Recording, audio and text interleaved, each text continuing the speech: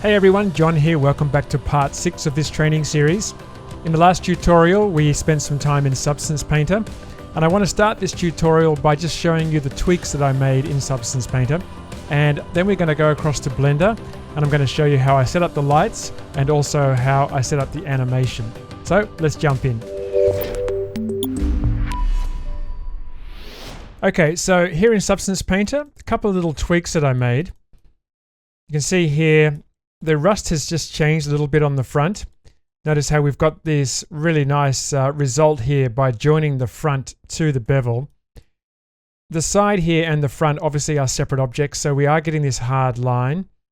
And I want to just show you how I can adjust that a little bit.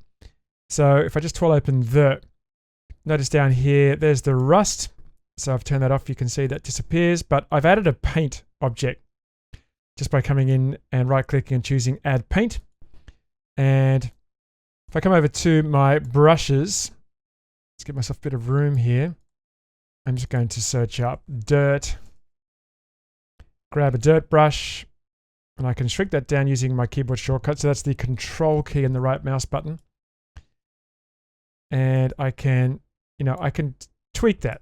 Right, I can break that up, or if I hit X, change that to white, I can add to it. So I can do that to sort of, hide that. That's already looking a lot better. Now this is probably not so good here, so probably want to maybe make the brush a bit smaller and just, just disguise that edge. Now maybe there's a bit too much rust on there, so X again. And just get rid of a bit. Maybe just have it a bit more just in the occluded areas. So that's exactly what I do. I try and stay procedural as long as possible. That's the way I kind of learned to do this. And then I'll add paint and adjust where necessary. This kind of thing. Just bouncing between black and white using the X key. And over here, just breaking that up. We're probably not even going to see the very top of it anyway, so I'm not going to do too much more to that. But that's how I fine-tuned that. What I also did was, for the front paint, the yellow paint, I just increased the amount of peeling so that we saw a bit more of that silver. So if I just come up and close that one up and open up front, and you can see how important it is to have different groups in here, because when I come back to the project, it's easy to work out what I did. So here I've got paint. So there's my paint there, and it's got a map or a mask, and that's what's giving us these sort of stripped back pits that's showing the bare metal, and that's this MG mask editor here. So it's got different settings in there. I think it was probably something like changing the balance. Maybe not that one. Let's try this one. There we go.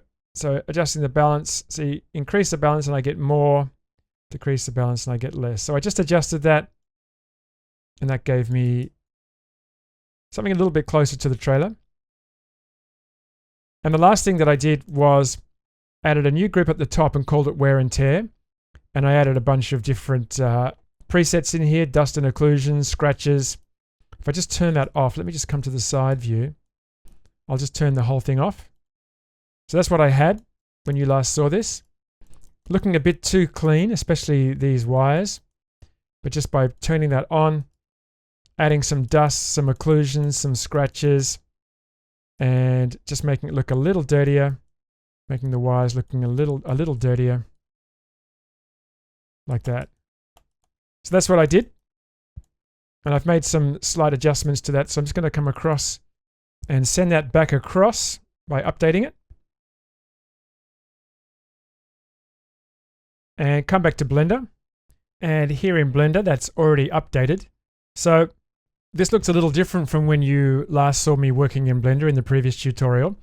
And what I want to do here is break down what I've done. I've added some lights, I've done a camera animation, and rather than doing it step by step, which would take too long, I'm going to break it down And then I'm just going to show you very quickly how I set up the individual light and also how I did the camera animation. So why don't we start with the lighting. Now I'm working in cycles here. Just going to hide that drawer there. And the way I approach the lighting, let me just turn off all of these lights. All right, so it almost looks dark. Just keep in mind that I am working in cycles here, and the viewport shading is set to cycles.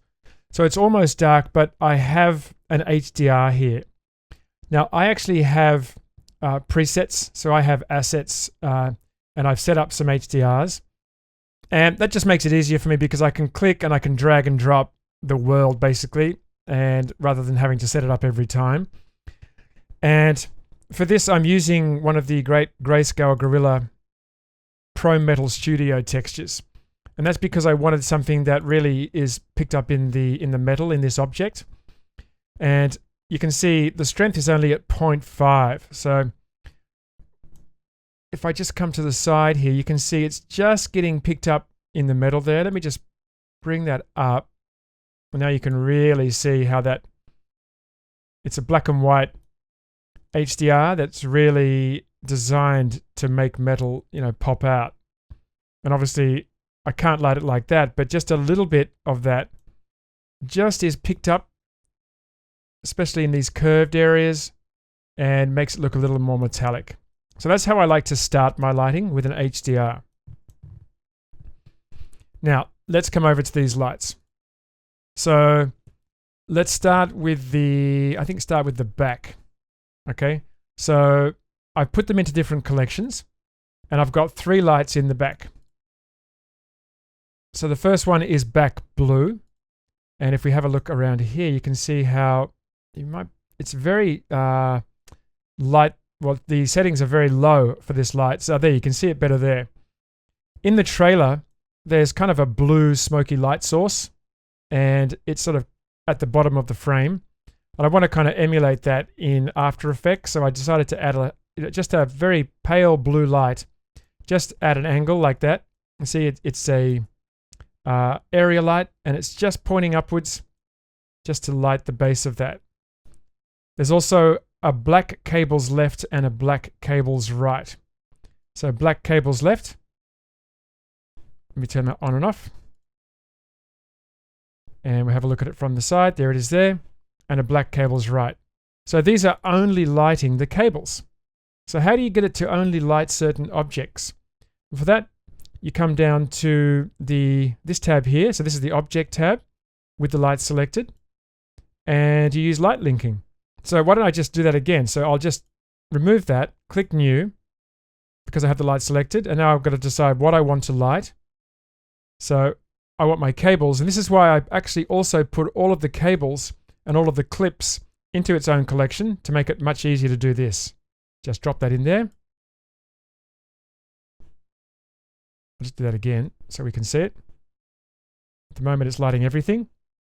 If I just grab it and drop it in there, now it's only lighting the cables. So I've used light linking a lot in this setup. It's much easier to control the look of the thing and art direct it if you're using light linking. So that's the back. Okay, so we've got the HDR and the backlights. I'll turn that off, and let's look at the top.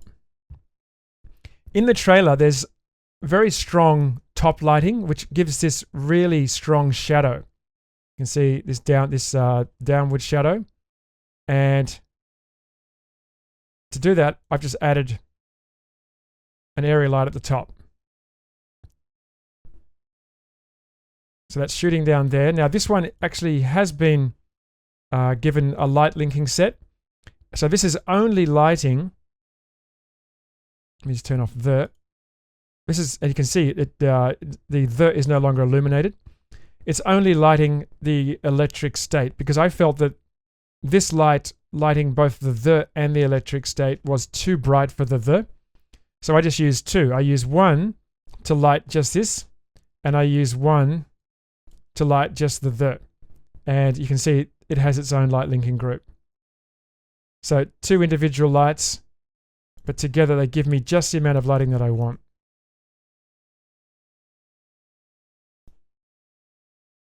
So that's the top, and there's also the front. So inside front, let me just turn these off. We have front electric state. And notice how we lost the glossiness for that. Now, under visibility, I've turned glossiness off because I actually used, for this one, I used a point light. Let me just come over to the light tab there. Watch what happens when I choose area light. It looks a little flat. I didn't like the area light, so I thought the point light was better. But the point light was giving me a glossy reflection in the center. You can see there's the light there. And if we come over to the object here and we turn glossy back on, watch what happens over in this area here. See, we get that glossy reflection, and I didn't want that. I wanted it flat. And notice how the is black. That's because I've separated it from that group and I've given it its own light. So let me just turn that one on. And that's slightly adjusted just so the V didn't blow out. But notice how it's actually lighting the electric as well. That's probably not a huge issue, but I probably should separate it. So with that selected, I'll click on New, and I just want to drag the V into that group. There we go. And now that's no longer affecting that. Excellent. So let's just talk a little bit about why I've done separate front and top lighting. In the trailer, there's very strong downwards light and lots of shadows. And there's also moments where the text just blows out. It gets fully illuminated as if lights are turning on. And I wasn't really exactly sure how I would do that in Blender. And I thought it would be much easier to control if I render out a couple of passes from Blender and then I animate that in After Effects. So we'll talk about the rendering passes in the next tutorial. But that's why I lit it this way. And that's also why I decided to turn off the glossiness for the front, because I wanted it to feel more like it was just an overall general light source turning on somewhere, rather than a point light that was, very obviously being reflected in the front of the text. Hopefully that makes sense. So the only other one I've got is the front for the cables. And let me just turn that on. So once again, just slightly adjusted, just including the cables in the light linking group, just so that they didn't get blown out by this as well. And also so they didn't stay in darkness. So let me just turn them all back on. So I'll turn back on and I'll turn top on. And you can see how the top one really helps ping out those bevels.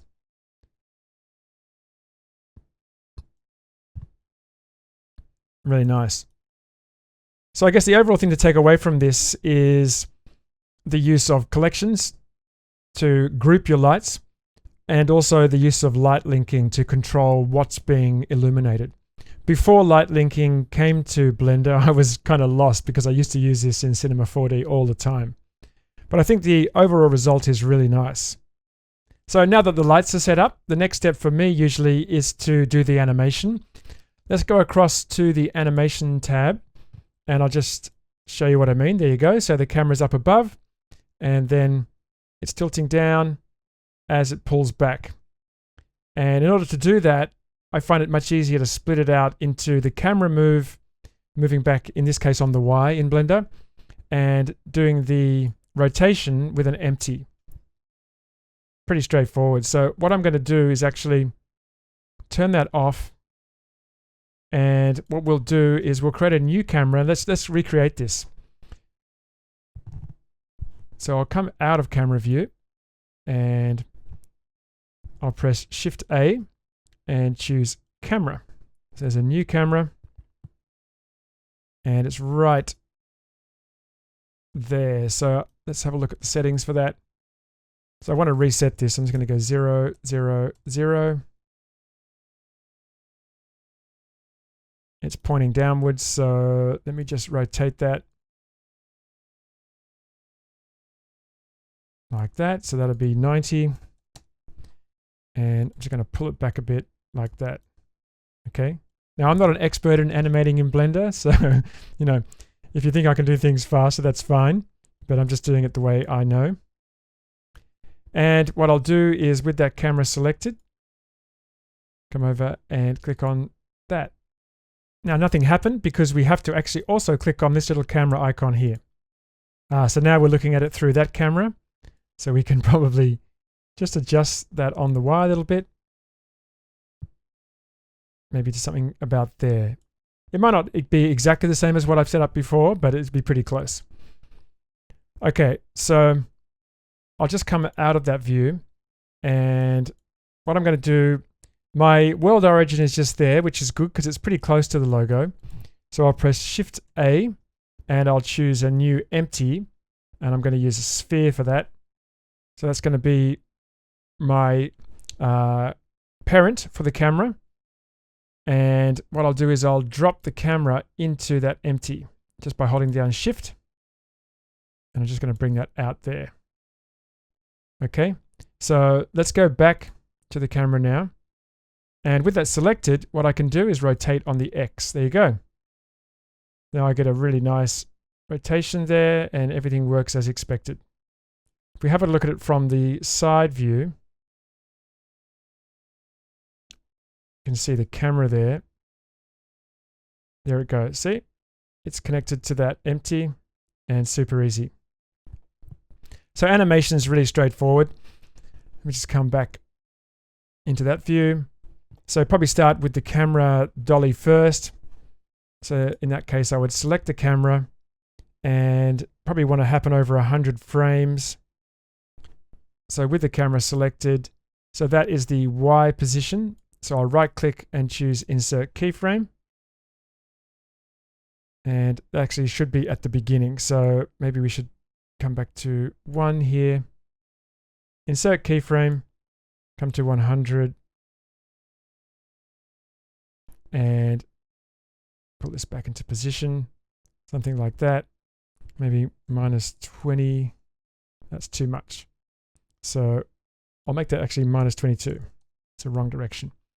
Right click and insert single keyframe. Now I've already got my value graph showing here, but you'd probably be in the dope sheet. But with the value graph, what I can do is just click on that first keyframe because it's easing out at the moment and just make that linear.